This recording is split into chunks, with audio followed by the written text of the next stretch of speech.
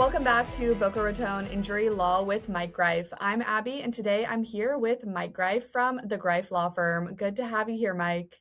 Great to be back with you, Abby. Today we are talking about something almost nobody understands until they need it. How you actually hire a car accident lawyer in Boca Raton and how those lawyers get paid. We will cover when a crash really needs a lawyer, how contingency fees work, what comes out of a settlement before you see a dime, what a lawyer does day to day, and how Florida's filing deadlines decide your timing. So how does someone in Boca Raton know whether their crash actually needs a lawyer? That's a great question, Abby. I would encourage everyone who's involved in a car crash in Boca Raton, Palm Beach County, and Broward County, and throughout Florida to definitely contact a lawyer in the event that you are in one of these unfortunate circumstances where you find yourself involved in a car crash. There's so many things that go into analyzing a car crash case, and I think it really starts with who's at fault, right? So obviously, if you're just an innocent person minding your own business and someone on I-95 crashes into you, someone runs a red light on the street, or somebody's not paying attention, they're distracted while they're driving, and they hit into you while you're stopped, what have you. It's very important to call a lawyer right away to gather evidence, to make sure that the crash report is purchased, to make sure that the insurance companies are put on proper notice, to make sure that nobody takes advantage of you. So anyone involved in a car crash certainly should contact a lawyer. Also, if you're partially at fault, you could still have a really good case. We know that Florida recently changed their laws on comparative faults, making it a modified comparative fault state, which means that if you're up to 50% at fault for the crash, you can still collect money for your damages, for your medical bills in the past and the future, for your pain and suffering, your mental anguish, all of these things. If you're more than 50% at fault, the law is such that you can't collect now. But that's why you should have a legal expert analyze your case and all the facts and circumstances of the crash, gather the evidence, speak to witnesses, get the 911 recordings, all of these things to put yourself in the best position for success. When the injury is life-changing, the stakes of picking the wrong firm go way up. So for a serious injury, why does the choice of firm change the outcome of the case? What a great question, Abby. And I think it's really important that we educate the listeners on when you have a serious injury case, a catastrophic injury case, whether it's even a wrongful death, or whether it's somebody who is very seriously injured with a lot of broken bones and spends time in the ICU, maybe suffers a traumatic brain injury, maybe needs surgeries and so on and so forth. Picking a right lawyer is of paramount importance because these insurance companies they do their homework, right? They want to know who their adversary is, and they want to know, is this a real law firm that's established in the community, that has the credentials, that has board certified civil trial lawyers on staff, that's been recognized by best lawyers in America, that's been recognized by super lawyers and Martindale Hubbell, and has been to trial and has won at trial, right? So getting a law firm like that on your side is going to give you so much more gravitas with the insurance companies and is going to add so much value to your case because all of these fly-by-night wannabe law firms that don't litigate, that don't go to trial, the insurance companies will pick on them, right? Because they'll know they're weak. So they'll lowball these people. And then those lawyers oftentimes to put money in their own pocket because they don't have a war chest like the Grife Law Firm has, they will force you to get a settlement that's lower than what your case is really worth. So picking the right lawyer, number one, that has the reputation in the legal community for going to trial, for getting fantastic results, for winning cases, and for doing a great job and being aggressive for their clients and fighting for every dollar that they deserve, that's really important. I think the other reason, there's so many reasons, right? We could talk about this forever, but just to keep it moving, another reason why it's so important to hire a really great law firm, especially if you have any sort of catastrophic injury, traumatic brain injury, wrongful death type case, is because we know how to work the case up. We work with engineers, accident reconstructionists, biomechanical engineers and experts, all of these really highly qualified experts who are going to be able to put the evidence on your side, gather the evidence, analyze the evidence, and then come up with a theory of the case that's going to benefit you. And again, you want to do that before the evidence can be tampered with or destroyed. That's on the liability side if there's liability issues. On the damages side, you might need a life care planner, right? And we work with the best life care planners available who are MD doctors, who are qualified, very highly qualified in their fields, to make computations of what are your future medical costs. Because if you have a serious injury, it's not just about getting you by from the time of the crash or the time of the incident until the case settles or goes to trial. This has got to last you a lifetime. So we've got to present evidence, and you have to have a lawyer that knows how to present evidence of what your future damages are going to be, your future lost wages, your future loss of earnings, your future medical bills and attendant care and doctor visits and MRIs and all those other things. And then in the unfortunate event, in the tragic event of a wrongful death, you need to have a law firm that knows how to present those damages for loss of support and services, for loss of net accumulations to the estate, all of those things, which require different sets of experts like economists and things like that. So these issues are very complex, and hiring the right law firm, to everyone listening, is the most important decision you will make after a catastrophic accident, catastrophic crash, or medical malpractice event, whatever it is, whether it's very serious injuries or wrongful death. Definitely hire a firm like the Grife Law Firm that this isn't our first rodeo. This is what we do all day, every day, is help innocent victims of negligence who have been severely wronged by bad drivers, by bad doctors or nurses, and getting them the max amount of compensation under the law, whether it's a settlement or trial. Some crashes are gray areas, but a few are clear cut from the start. So, what kinds of crashes almost always call for an attorney from day one? I would say all types of crashes qualify for an attorney from day one, because if you're seriously hurt, liability is only one piece of the puzzle, right? So even if, oh, well, I was at a stop sign and someone got rear-ended at the stop sign and it's not going to be a liability dispute, you still have to be able to hold these insurance companies and take them to task about paying your medical bills. And there's a lot of intricacies within Florida's PIP statutes about getting an emergency medical condition opinion and all these other legalities that people could take for granted and could get taken advantage of if they don't hire a lawyer. So whether it's, say, a rear-end car crash or a negligent tractor trailer on I-95 crashes into somebody, someone runs a red light, someone gets rear-ended, intersection collisions, any sort of crash that you're involved in, you suffer an injury, call a lawyer. And the best part is the consultation is free. So you lose absolutely nothing and you have to pay absolutely nothing just to get on the phone with a skilled attorney like myself and the great lawyers that we have here at the Grife Law Firm. And just let's talk about it. Let's see if we can help you. Let's see if we can add value to your case and add value to the situation.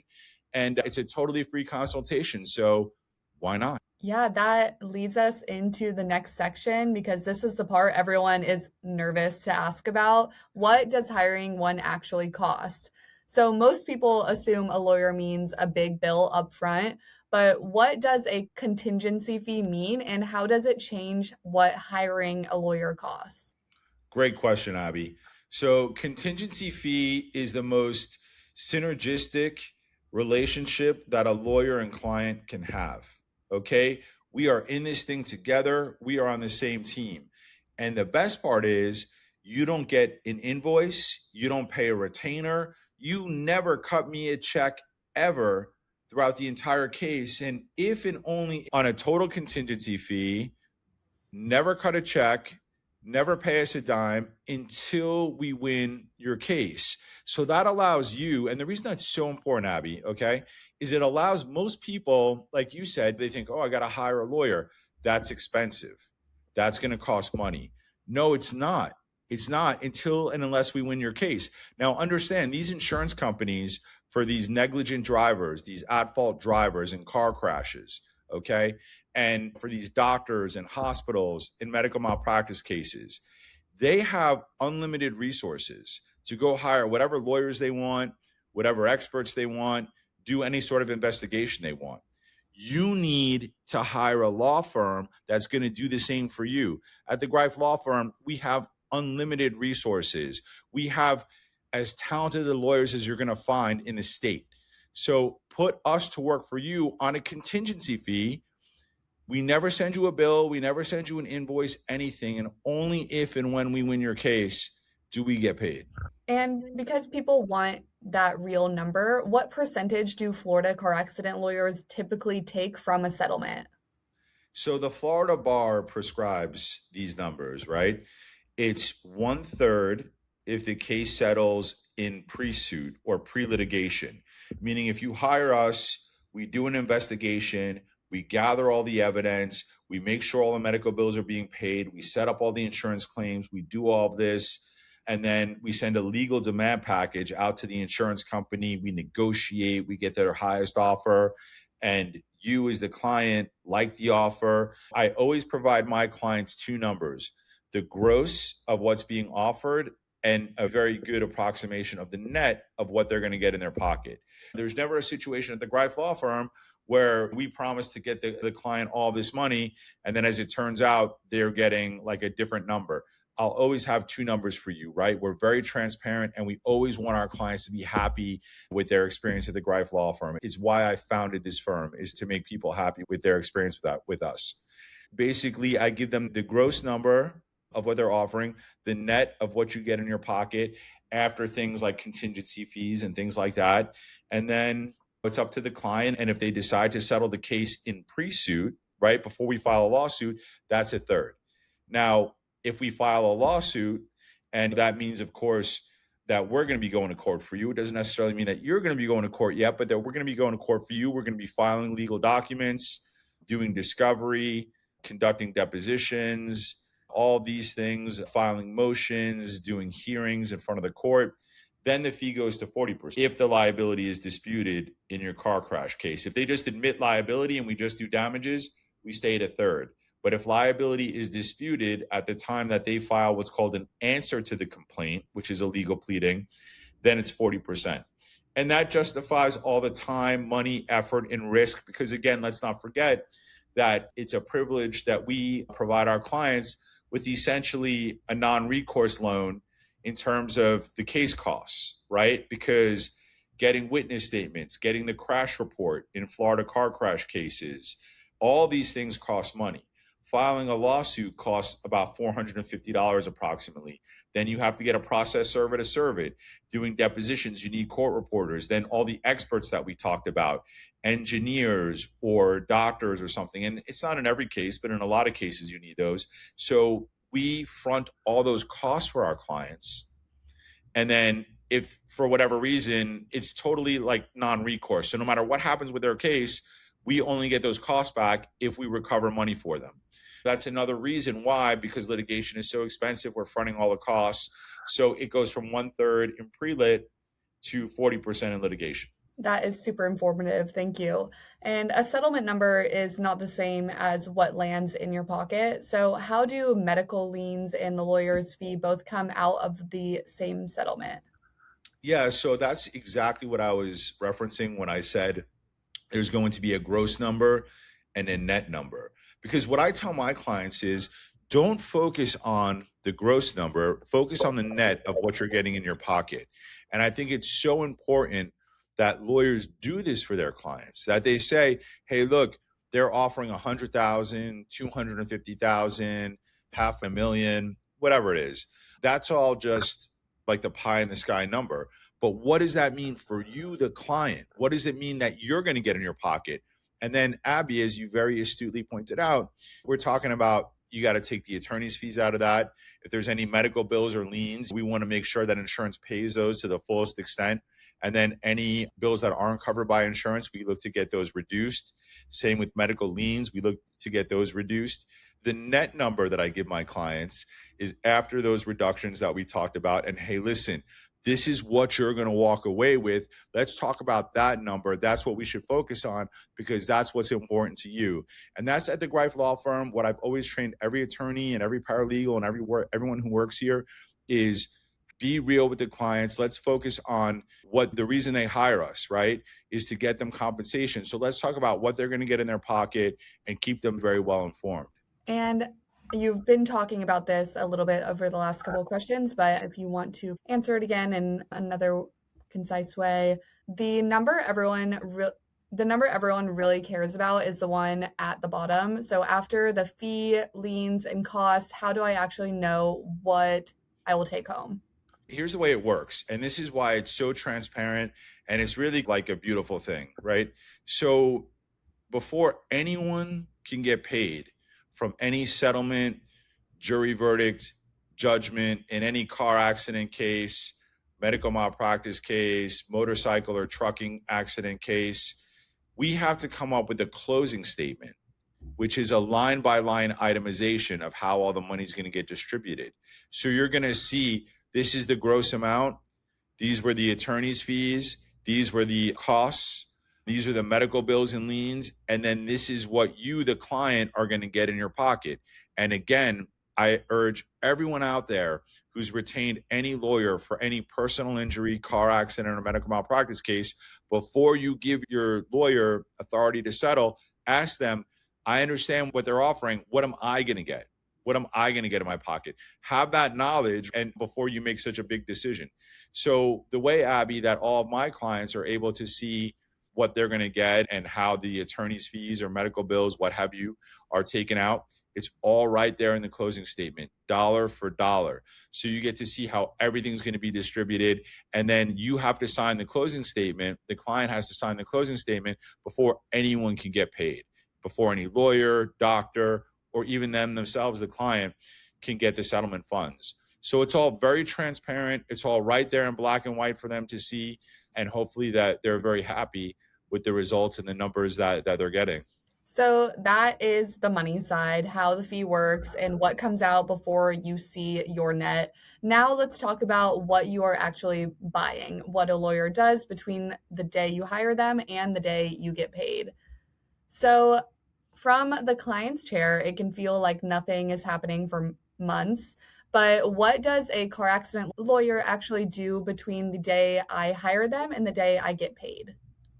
So there's so much that we do for our clients from the time that we first get hired till the time that they get paid. So we're talking about car accidents, trucking accidents, motorcycle accidents.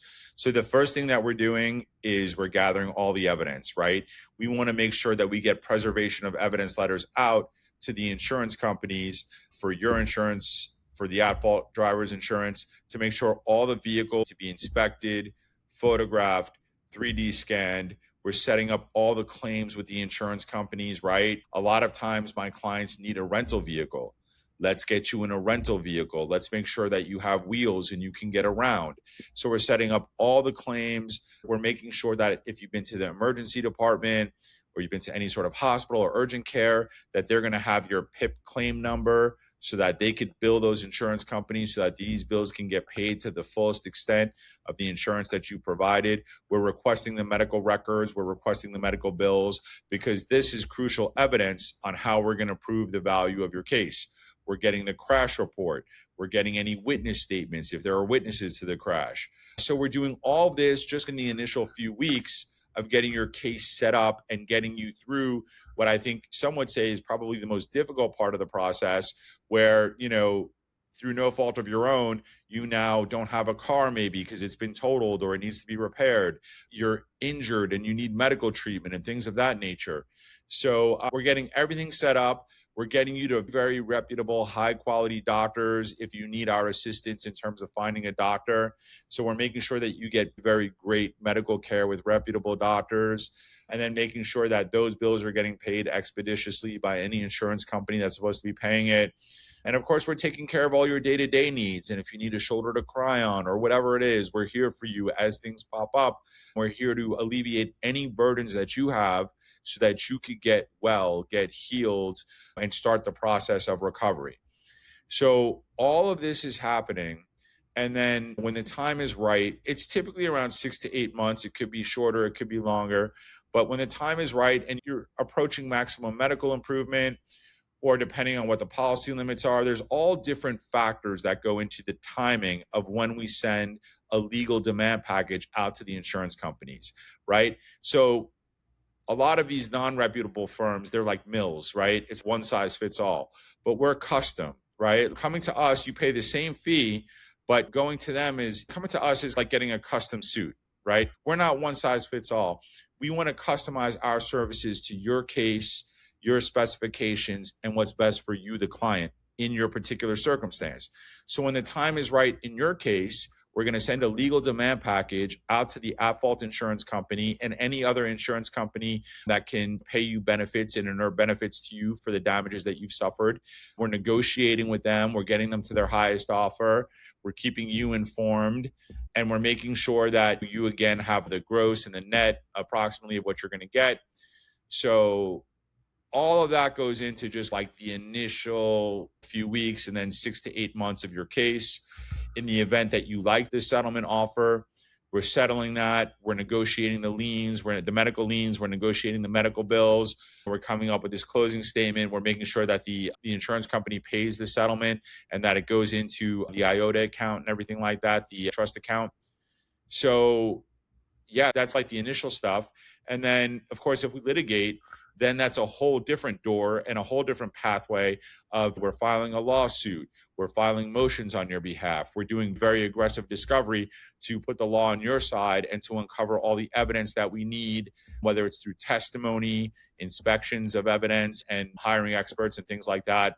So we earn our money at the Grife Law Firm. Unlike some other firms, I just want a quick buck, right? We're not in it for a quick buck. We're in it for the maximum amount of justice for you.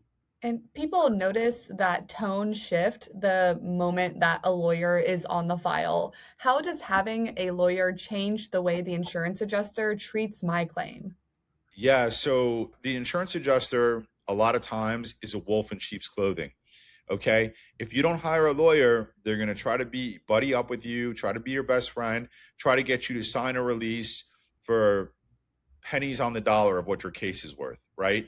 We're not doing that. The minute you hire a lawyer, it actually goes to a different adjuster that deals with attorneys, because every statistical study shows that people who hire lawyers get many multiples more for the value of their case and for their case than people who don't hire lawyers. So the insurance adjuster knows now that they can't try to dupe you into signing a release real quick.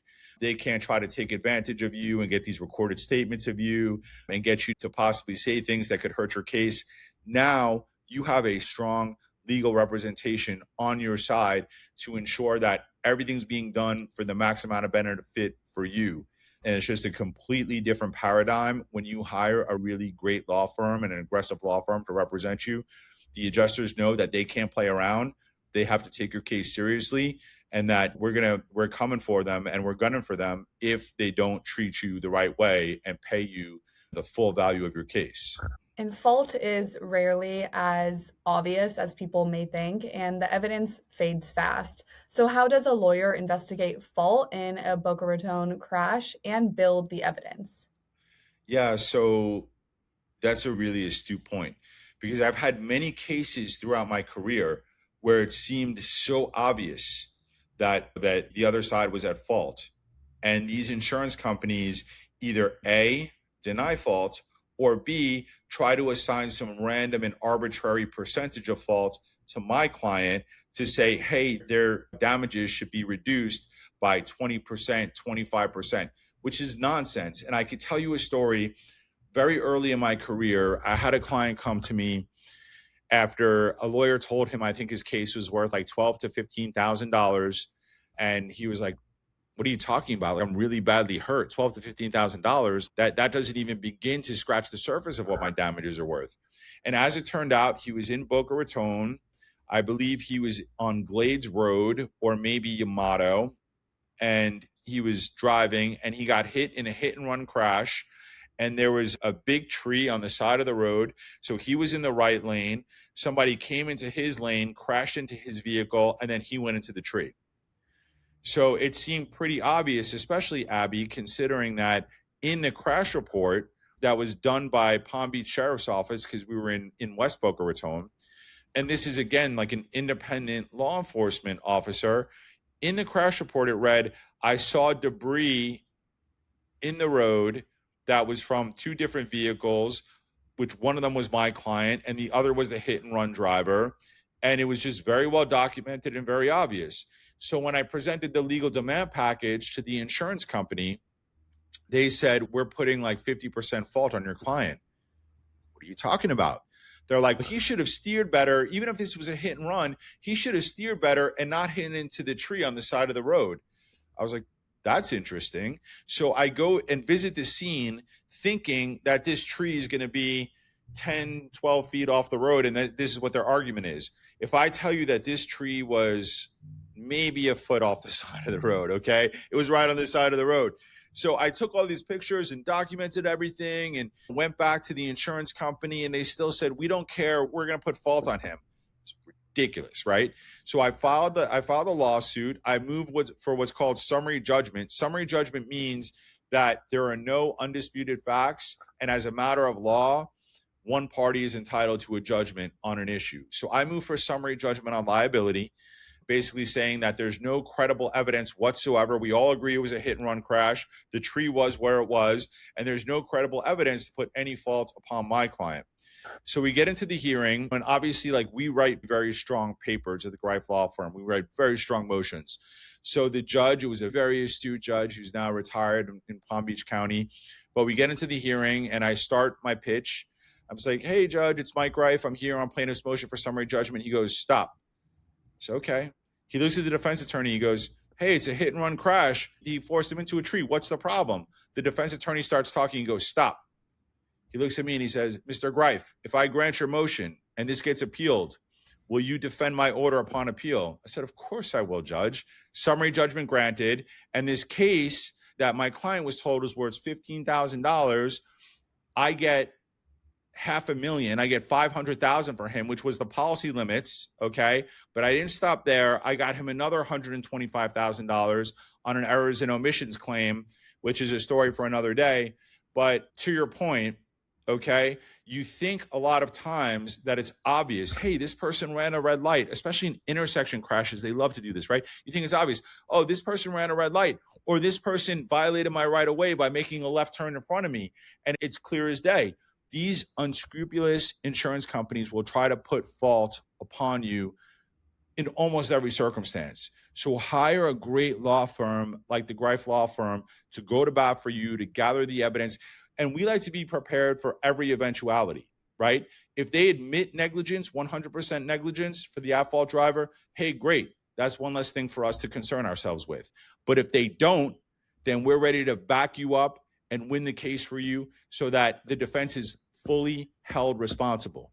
That is a great example, and I think it really illustrates for people what can happen in that situation. And you did mention a document that can usually move a case. So what is a demand letter, and why is it the lawyer's main tool for getting a fair settlement? So a demand letter or a legal demand letter is basically a document that a lawyer prepares that goes over the facts and circumstances of the case, goes over the legalities and the statutes and the law that's involved in terms of every element, right? In terms of liability, okay? And I think one thing that's really important is you want to put your client in the best light, because these insurance companies don't meet your client, right? So all you are out there listening to these insurance companies is claim number XYZ, right? So number one, who is my client as a human being, right? Let's talk about who they are, why they're a great person, and why any jury is going to fall in love with them, okay? So that's number one. Number two is let's talk about the crash. Let's talk about the car accident. Let's talk about the facts and the circumstances, how the accident unfolded, the amount of property damage, right? Was your car totaled? What were you hit right where you were sitting in your driver's door? All the facts and circumstances that are most beneficial to you in proving your case. Liability, crush damage, direction of damage, all of these things. Then let's talk about your injuries, right? Let's talk about your injuries, your medical treatment, any injections or surgeries that you've had, the results of any diagnostic tests like MRIs of your cervical spine or lumbar spine or your brain, all these things. Let's talk about the injuries, the treatment, the medical bills in the past. Let's itemize all those for the adjuster, make it as easy as possible for them to understand why your case has such big, significant value. And then, of course, future medical bills, right? Because we know that a lot of times our clients suffer permanent injuries. So it's not about, hey, how much money can we get right now? It's about, how is this going to last me a lifetime? So it's about future medical bills. And then we lay out something about pain and suffering, loss of enjoyment of life, mental anguish, things of that nature, any sort of lost wages if you've missed time from work, or you've had to take a different job, or you haven't been able to work. So let's talk about the lost wages.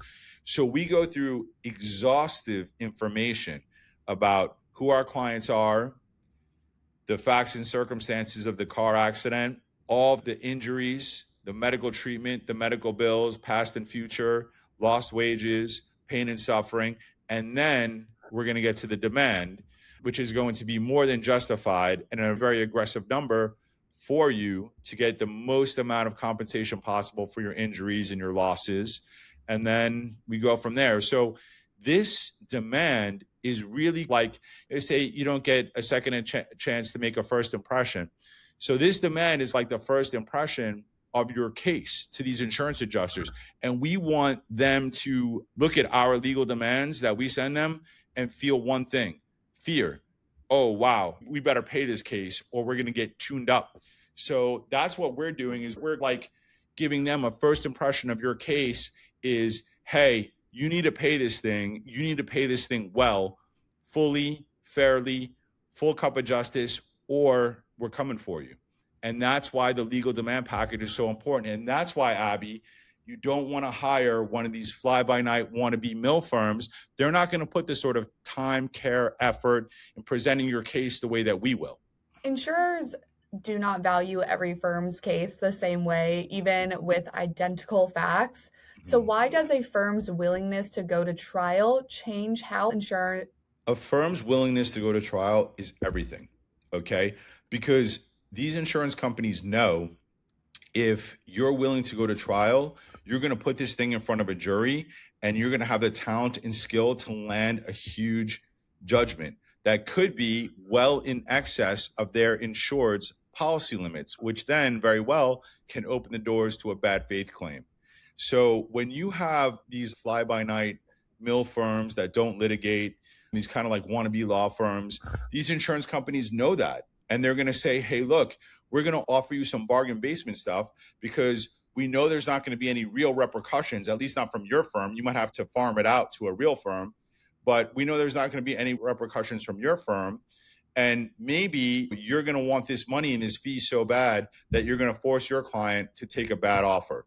When you have a firm on your side that has the reputation of going to trial, litigating, and going to trial with skill and litigating with skill to win cases and win trials, these insurance companies feel fear, I assure you. And I can also assure you, in the words of Machiavelli, that it's better to be feared than loved when it comes to these insurance companies and having the right lawyer. Having a lawyer with the skill to go to trial, the willingness to go to trial, the resources and talents to go to trial, it is unequivocally going to get you the best possible result. So a lawyer's value is in the work and in the trial threat behind it. That raises the obvious next question: how do you pick the right one? So the ads sometimes all look the same and people have no idea how to tell firms apart. What should someone in Boca Raton look for when choosing among car accident lawyers? Yeah, so that's such a great question. And I'm very excited to talk about this because I want the consumer to be very well educated. I want everyone out there listening to understand why it's so important to hire the right law firm and what to look for when hiring a law firm. So you want to know, how often do you go to trial? Do you have any board certified lawyers on your team? When's the last time you've gone to trial? What sort of results have you gotten? What sorts of results have you gotten from trial verdicts? What sort of results have you gotten from litigation cases that settled, say, on the eve of trial or very close to trial? These are essential questions. These separate the children lawyers from the adult lawyers, right? These separate the lawyers that really want to be hired with the lawyers that you need to hire, okay? You need to hire and ask these questions unequivocally. And any lawyer who won't give you an answer or won't talk about it, don't hire them because they don't have a track record to stand on. You know what I'm saying? So if you were going to go get a surgery, right? If let's just say you needed some kind of neck surgery, what have you? I think the one thing I would certainly ask the doctor is, hey, how many surgeries have you done? And what's your success rate? And things of that nature. It's no different than hiring a lawyer, right? Do you go to trial? How often do you go to trial? What is your history going to trial? What is your history litigating? How often do you litigate? How often do you file lawsuits? Ask these questions, be an educated consumer, because that's what's best for you. That's what's best for your loved ones, is your family, is for you to get top flight legal representation. And these are the sort of questions about trial experience, litigation experience, wins, top results, to let you be an educated consumer and hire the best lawyer to get you an outstanding result. Yeah, you mentioned that consultation is free, so you might as well interview the lawyer while you're talking to them. So you had a lot of good questions that we should ask them, but do you have any other questions that I should ask in that free consultation before signing anything? Absolutely. I think you should ask, if my case does have to go to litigation, are you going to be the lawyer and are you going to be the law firm handling it? Or are you going to farm it out to a real law firm who's going to do it? And maybe not that direct, but you want to ask that question. Are you going to be my lawyer through the entire case? Or if it has to be litigated, and if you don't litigate, are you going to send it to someone else? I think that's a very important question, because the way that I compare it is like, you wouldn't want to go sit down at a restaurant and them tell you, hey, we got to bring your food in from this other place. We'll be right back, right? You wouldn't want that. But you want them to cook you your meal right there under their roof and using their stove and their ingredients and things like that. So it's the same thing with the law firm. If you hire some fly-by-night mill firm, wannabe law firm that doesn't litigate, they're farming it out to a different firm, to a different attorney. So they're going outside, they're bringing the meal in.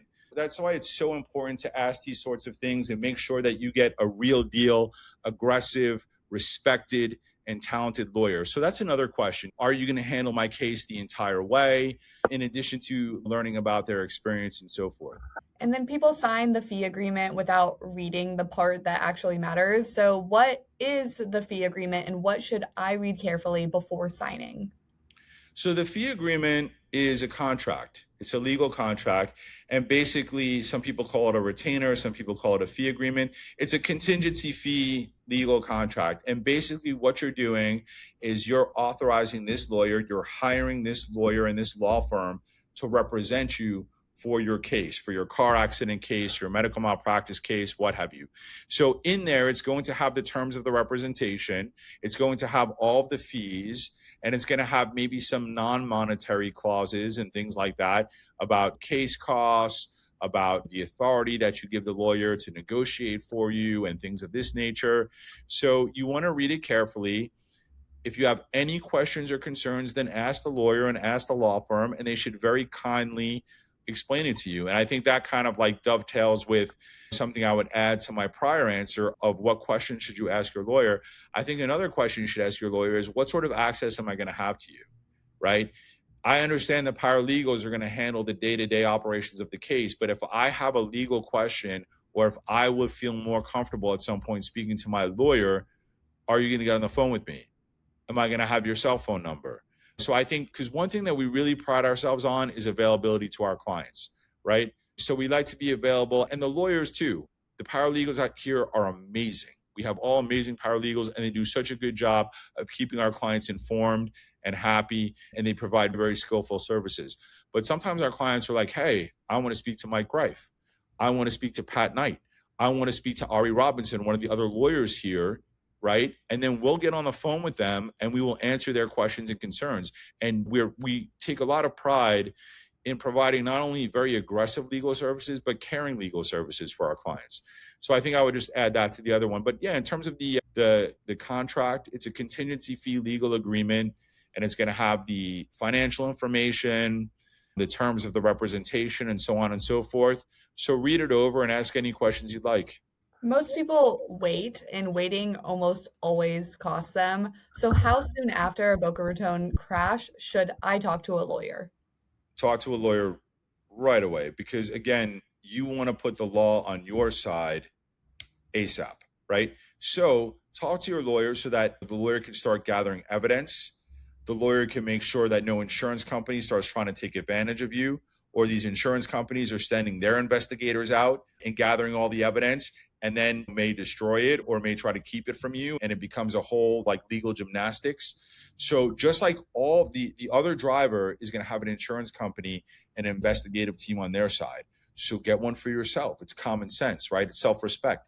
Get your own lawyer and your own legal team to gather the evidence, get witness statements, get the 911 calls, because those 911 calls get deleted from the system if you don't request them timely. So get your lawyer going and get protected. I assure you that your insurance company and the other insurance company are not on your side. They're on their side. They're on saving money side. We're on getting you money side. Make sure that you hire a lawyer most expeditiously to protect your rights, gather the evidence, not letting any insurance company take advantage of you, and start winning and putting yourself in a position for success from right away. Yeah, you definitely don't want to wait, especially because Florida changed this deadline recently, and a lot of people still have the old number in their head. How does Florida's 2-year filing deadline affect when I need a lawyer involved? Yeah, that's really sped up the entire process. Not only the process for you to file a claim and then file a lawsuit if you need to, but also to hire a lawyer. Because Florida's old statute of limitations was 4 years, which meant you had 4 years from the date of the car accident to file your lawsuit. Now it's only 2 years, right? So they cut it in half. So if you don't file your lawsuit within 2 years of your car crash, then you don't have in a lot of cases, not every case, but in most cases, you're not going to have a right to sue at that point, which means everything has to be on a fast forward, right? Everything has to be expedited. You hiring a lawyer, you gathering the evidence, you sending a legal demand package, meaning the lawyer on your behalf, and then filing a lawsuit. Because they've cut your rights in half in terms of the statute of limitations, that's even more of a reason to hire a lawyer right away. You don't have time to wait around. You have this 2-year statute of limitations, and it's not just about, hey, I want to wait until 1 year and 11 months and then I'll make a decision. No, we got to get going right away to put you in a position for success, gather the evidence, get the facts, get the medical treatment going and all the medical evidence we need to prove your damages and prove your case so that we can act. We don't let our cases get anywhere near the statute of limitations. We want to file our law. If the statute of limitations is 2 years, then I would say at most 18 months until we file a lawsuit. We don't even want to get close.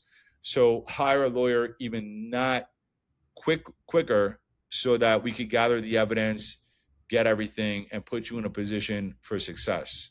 Most cases settle, but people want to know what happens if theirs does not. If my case goes to a lawsuit in Palm Beach County, how does the lawyer's role change? Yeah, so first of all, you have to have a lawyer that actually litigates, right? That files lawsuits, that does jury trials, that does discovery and depositions and whatnot. So you got to start there. But the role of the lawyer changes substantially because a lot of times pre-litigation or pre-suit, it's essentially a letter writing campaign. We're sending legal demand packages out, we're negotiating, things like that. But where you get the leverage a lot of times, and before we would file a lawsuit, Abby, we have extensive conversations with our client about the pluses and the minuses and all the reasons that we're giving this legal advice, whether it's to settle or file a lawsuit. But once you file the lawsuit, Now you're putting them in your world, right? Like now, like they've got to answer your complaint. They've got to worry about a jury giving you a ton of money. You take the power out of their hands and put it in the people's hands, meaning the jury's hands, right? Doesn't mean you're going to trial, but it gives you so much more leverage with these insurance companies. Okay. So you file your lawsuit. Now the lawyer is going into a much more skilled and legally talented world than pre-suit is, in terms of drafting the complaint, filing the complaint, making sure it's served within 90 days, making sure that all of your answers to discovery, whether it's interrogatories, responses to requests for production, making sure that that's done in a way that's very skilled and that's the right sort of answers, because the answers to interrogatories are under oath. So they're helping you craft those.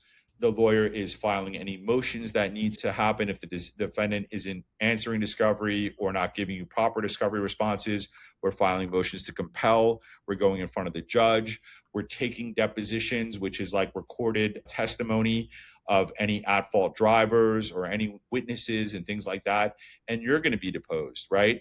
So part of our job is to get you ready for your deposition. Most people haven't been deposed before. So they have to know, what is a deposition? What sort of questions are going to be asked? How do I answer these questions in a way that's most beneficial to my case? There's defense medical exams. So we're filing motions to limit those, and then we're accompanying you to those and making sure that these doctors that are hired by these insurance companies en masse don't try to take advantage of you. And then we're doing something called a mediation, which is a mandatory settlement conference in Florida. And then if we have to, we're doing a jury trial. So it's a much more legally skilled subset of skills when you start litigating.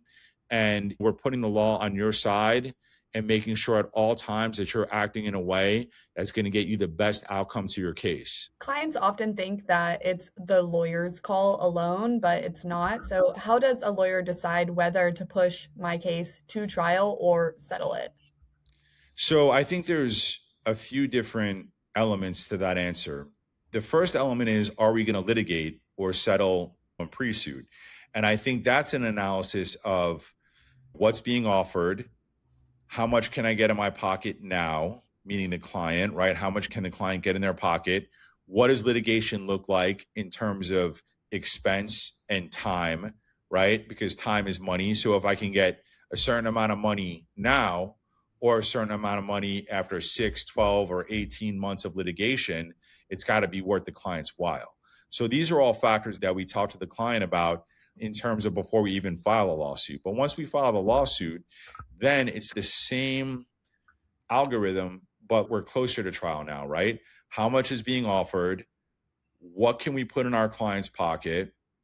And then what is the benefit to going to trial? What is the percentage chance that we're going to put a lot more money in our client's pocket after a trial versus any risks of going to trial, right? So these are all things that kind of go into the equation before we come up with our legal advice. And then, as you really astutely pointed out, Abby, then it's not our decision, it's the client's decision, right? I give advice and you make decisions. So I'll tell you, hey, look, I've tried many cases. I'm a 20-year attorney. I could bore you all with all the super lawyers and best lawyers in America and AV preeminent rated and all these sort of things. But let me give you my opinion. Here's the basis for my opinion, right? I don't just say, hey, we should settle. Hey, we should go to trial. I give you very cogent and thorough legal advice and opinions based on the evidence, facts, and its application to the law of your case. And then you make the decision that's best for you, that's best for your family. And that's all I care about, is that you're happy with the result. Then let's end with the practical first move. For someone in Boca Raton who thinks they need help, what is the first step to actually hiring a lawyer? The first step to hiring a lawyer is calling us, right? We have people that are ready to help you 24/7, weekends, nights, whenever it is. Okay. We understand that car crashes happen in Boca Raton and Fort Lauderdale and West Palm Beach at all hours and all days. So we have people ready to help you 24/7. So you call us, you call the Grife Law Firm. We're at 561-998 You call us anytime, night or day. The consultation is free. And that is the first step to justice for you and your family for your car accident case. That is the full picture when you need a lawyer, what they cost, what they do, and how to choose and start in time. So before we wrap up, Mike, what is the one thing you want someone in Boca Raton to remember about hiring a lawyer after a crash? The number one thing is make sure they have the credentials to get you the best results. At the Grife Law Firm, we have board certified civil trial lawyers. We've been recognized by super lawyers. We've been recognized by Best Lawyers of America, Martindale Hubbell. The list goes on and on. So make sure you hire a real deal lawyer that litigates, that goes to trial if necessary, that's going to take great care of you and give you a lot of individualized attention. Really vet your lawyer thoroughly, just like you would letting a doctor operate on you or letting someone come into your house to make repairs, whatever it is. Make sure that you get a very highly skilled and well-credentialed lawyer who will treat you with respect and be available to you. If you have been in a crash in Boca Raton or anywhere in Florida and you are not sure whether you need a lawyer, the consultation is free and there is no fee unless there is recovery. Call the Grife Law Firm at 561-998-0770 or visit them.com to set up your free consultation. Thank you for listening to the Boca Raton Injury Law with Mike Grife. We will see you on the next episode.